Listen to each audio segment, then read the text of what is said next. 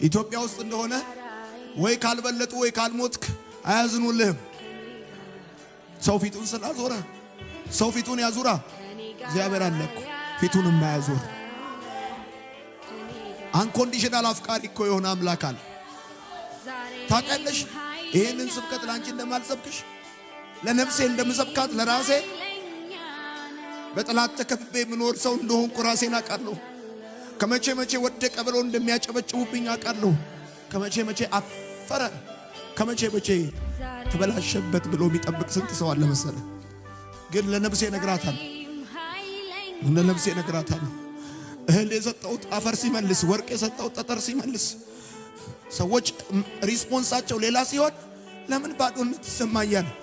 አንኮንዲሽናል የሆነ አፍቃሪ የእግዚአብሔር የታማኝነት ስሙ ነው። ተስፋ ለብቷል። ከውጭ ሀገር ከባህር ማዶ የሚኖር የምጠብቀው እጅ የለም። ሀገር ውስጥም ይረዳኛል ብዬ ኤክስፔክት የማደርገው ባለስልጣን የለም። ከቆምክ ሰው ከሆንክ ብዙም ሰው አይደሰትም ባንድ። ለምን ይከፋል? ለምን ባዶነት ይሰማሃል? ለምን ያለ መፈለግ ስሜት ይሰማሃል? በፍጹም ይሁኝ ነኝ አይኔ ውስጥ ይሁኝ። ሌዊ የሚባል ማቴዎስ የሚሉት ቀራጭ መቅረጫው ላይ ቁጭ ብሎ ይቀርጣል እና ቀራጭ ደግሞ የኃጢአተኞች ሁሉ ምሳሌ ነው። እንደዚህ ቀራጭ ስላላረከኝ አመሰግናለሁ የሚባልበት ነው። ትዳር የሌለው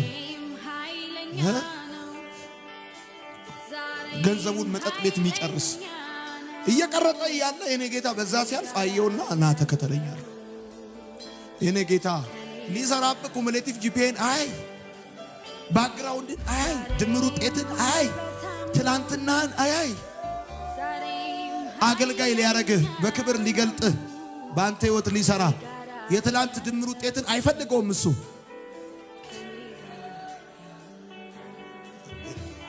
ስለምን ተስፋ ትቆርጣለህ? ይሄን መዝሙር ነው መዘመር ያለብህ አንተ። አይገርምም? ይሄን ስዘምር ካንቺ ጋር ያለው የኔ ጌታ ገና እስከነገረሽ ያደርስሻል። ገና ያየልሽን ሁሉ ያደርገዋል። ገና ዛሬም ኃይለኛ ነው ዛሬ